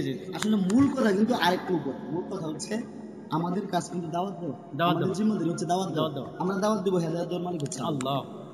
বাস্তব কি আমরা দোয়া করি না, আমরা দোয়া করি, আমরা হেদায়েত দাওয়াত দেব, হেদায়েত আমরা মনে করি আমাদের মুসলমানদের ভুল। এটা আমরা মুসলমানরা যাই না, দাওয়াত দেই না এবং দোয়াও করি না। এই যে আমরা এই পরে জানবো যে আপনি দাওয়াতের কারণ দিতে পারেন। এরপরে আমি যখন এভাবে পরিবারের লোকদেরকে দাওয়াত দিতে থাকলাম, ওদের মধ্য থেকে আমার সবার যে বড় বোনের ছোট বোন, উনি ইসলাম কবুল করেছিল, কিন্তু দুঃখের বিষয় হচ্ছে ওনাকে রাখতে পারি নাই, উনি আবার হিন্দু ধর্মের মধ্যে চলে গিয়েছেন। তো এছাড়া আমি আমার যখন এই দাওয়াতের উসিলায় আলহামদুলিল্লাহ এক জায়গায় বয়ান করছিলাম, তো হিন্দু ভাইয়েরা ওই হুজুরের কাছে আবদার করলো, কমিটির কাছে, যে যেহেতু ওনাকে মানে দাওয়াত দেওয়া হয়েছে, উনি কথা বলবে, কিন্তু ওনাকে কথা বলতে দেওয়া হবে, যদি ওয়াসিফুল্লাহ এখানে বয়ান করে তাহলে আমরা মাইক খুলে নিয়ে শুনবো। হিন্দুরা বলতেছে তাদের একটা আবদার। তো আমাকে বললো আচ্ছা ঠিক আছে, ওয়াসিফুল্লাহ ঠান্ডা বয়ান করবে, মানে নরম বয়ান করবে, ওই শর্ত ওয়াসিফুল্লাহকে বয়ানের সুযোগ দেওয়া হোক।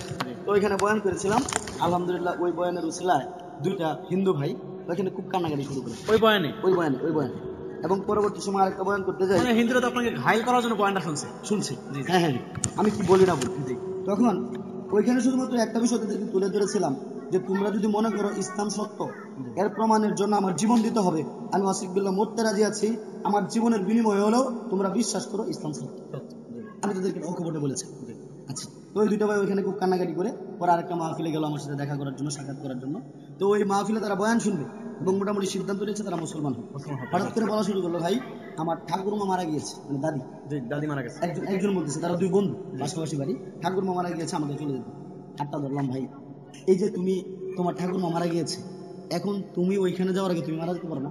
বলে হ্যাঁ। তাহলে ওই ঠাকুরমার সাথে তোমাকেও তো পুরানো হবে, কিন্তু আমি যে দাওয়াত দিলাম সত্য ধর্ম ইসলামের দাওয়াত দিলাম, ইসলাম কবুল না করলে তোমার স্থান নিশ্চিত জাহান্নামের আগুন। তাহলে কি করা যায়? তুমি কালেমা পড়ে মুসলমান হয়ে যাও। সাথের ভাইটাকে বললাম, ভাই তুমিও মুসলমান হয়ে যাও। ওইখানে আমাদের একজন মাওলানা সাহেব ছিলেন, ওনার সহায়তায় দুইজন বসে ওই দুই ভাইকে তাৎক্ষণিকভাবে কালেমা পড়ে মুসলমান হয়ে যায়। ওনারা এখানে ইসলাম কবুল করে। তো ওনারা ইসলাম কবুল করার পরে আলহামদুলিল্লাহ আরেকটা জায়গায় বয়ান করছিলাম, এ ব্যাপারে কথা বললাম, ওইখানে একই কথা, যদি ওয়াসিফুল্লাহ হিন্দুদের ব্যাপারে কোনো কথাবার্তা বলে তাহলে তাকে গ্রেপ্তার করা হবে, বয়ান করতে দেওয়া হবে। কি করা যায়? অন্য বিষয়ে কথা বলতে। আচ্ছা ঠিক আছে, ভালো কথা, মেসওয়াক, ওযু, এই দুইটার বৈজ্ঞানিক ব্যাখ্যা নিয়ে কথা বলবো। তবে যেহেতু ভাই আমাদের মূল কাজটা দাওয়াত দাও, মানে ঘুরে ফিরে ওইখানে যেতে আসে, তখন আমি ওদেরকে চ্যালেঞ্জ করলাম হিন্দুদেরকে, যে আমি যে মেসওয়াকের কথা বললাম, ওযুর কথা বললাম, এই সিস্টেমটা পৃথিবীর অন্য কোনো সিস্টেমের মধ্যে বিজ্ঞানসম্মতভাবে কেউ দেখাতে পারবেন? বলে না। তাহলে এটা একমাত্র সত্যবাদী যা আছে সত্যবাদী। এবং আলহামদুলিল্লাহ এরপরেই বয়ান শেষ করে গাড়িতে উঠলাম, সাথে সাথে একজন ভাই এসে মুসাফা করলো। বললাম, ভাই নাম কি? বলে হৃদয়। পুরো নামটা বলেন, হৃদয় চন্দ্র দাস।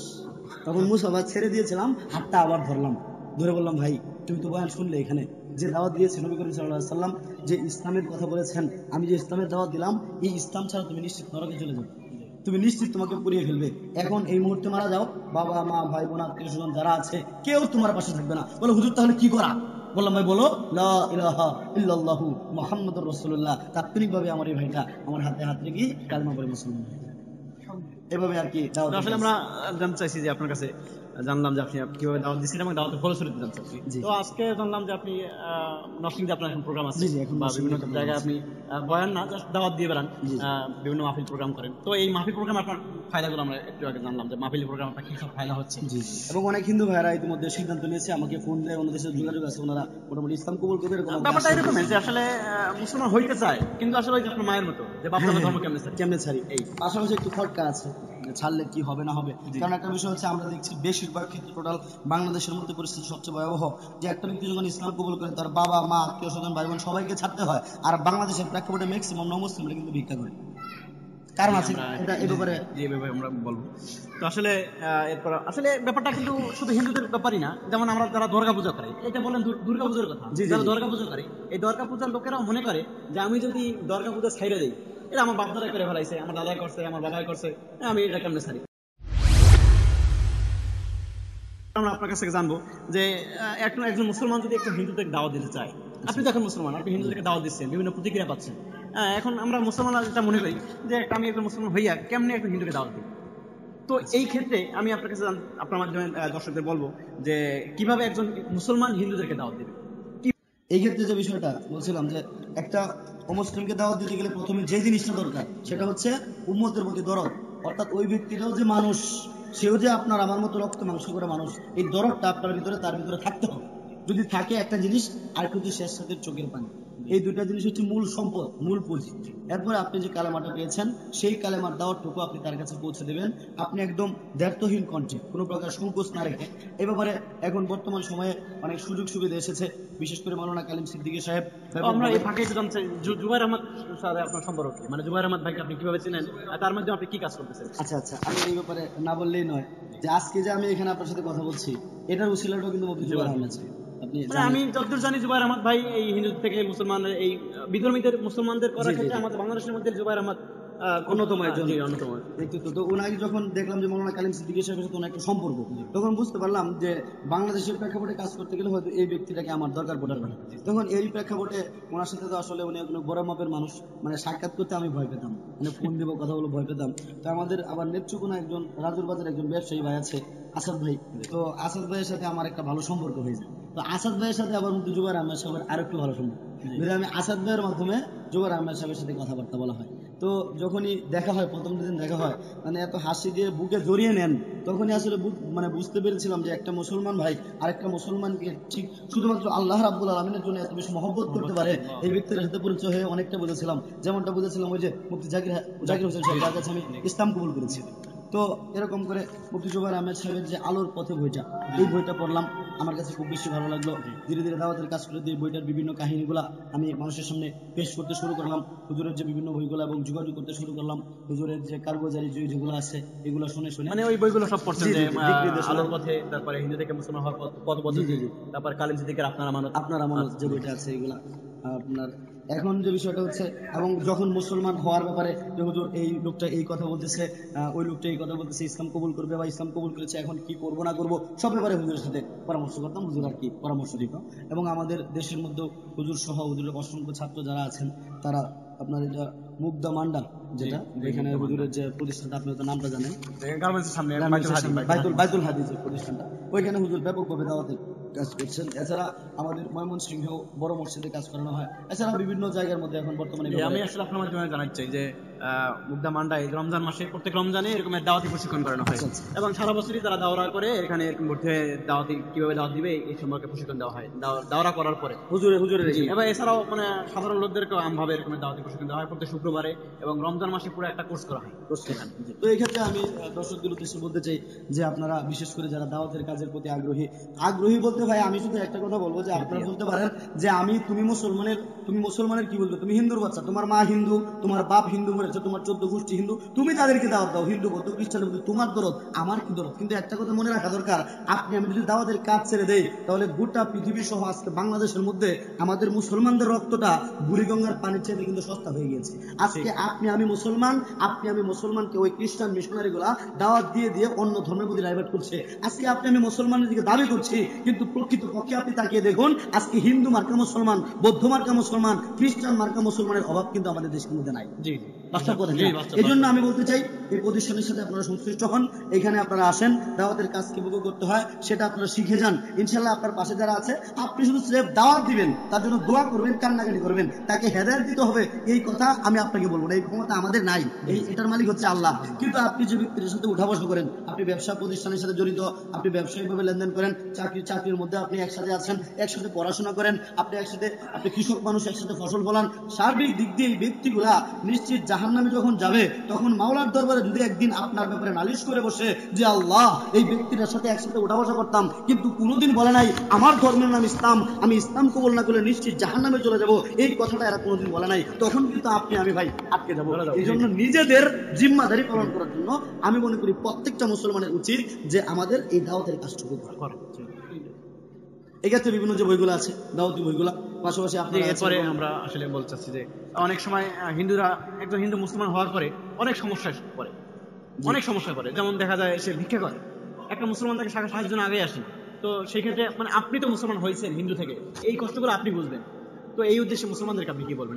আমরা মুসলমান, সেই হিসাবে আপনাকে বলতেছি, আপনি মুসলমানদেরকে কি বলবেন? এই ক্ষেত্রে আমি মুসলমান ভাইদেরকে বলার আগে শুধু এটুকু বলবো, যারা কালেমা করে মুসলমান হয়, এই যে মনে করেন আমার ক্ষেত্রে যদি চিন্তা করেন, আমাকে কে কি খাওয়াবে না খাওয়াবে, কোথায় থাকবো না থাকবো, কি পড়বো না পড়বো, কিভাবে বাঁচবো, কে শত্রু হবে না হবে, এগুলো চিন্তা করে মূলত কিন্তু আমরা মুসলমান হইনি।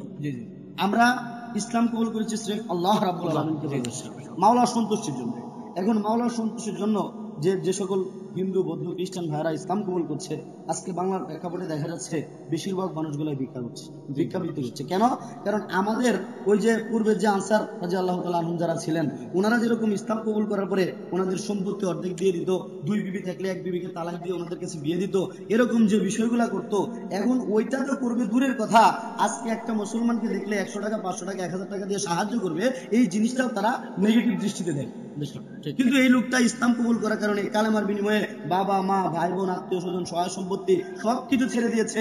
আর আপনার আমার 4-5টা সন্তান আছে, আপনার আমার এত এত সম্পদ, আপনি আমি একটা মুসলমান ভাইকে যদি মুসলিম ভাইকে যদি ধরে নে, আজকে তাকে যদি একটু শিক্ষা ব্যবস্থা করে দেই, তাকে একটু দাওয়াতের কাজ করার জন্য আমি ব্যবস্থা করে দিই, তাহলে এই ভাইটা যেভাবে দাওয়াত দিবে, কিন্তু যে ভাইটা রাস্তা রাস্তা ভিক্ষা করে খাবারের জন্য প্রতিনিয়ত ঘুরে, ওই ভাইটা দাওয়াত কি দিবে সে তো নিজের চিন্তায় নিজে করতে পারছে, তখন কিন্তু ইসলামের দোষ হবে। দেখো আজকে মুসলমান হয়ে কি হইতেছে, বাস্তব দোষ হবে কি, দোষ হচ্ছে।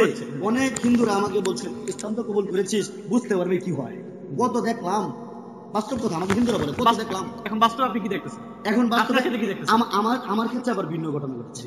আমি আলহামদুলিল্লাহ যেভাবে আছি, আল্লাহ আমাকে যেভাবে রেখেছেন, আমি আলহামদুলিল্লাহ অনেক সুখে আছি।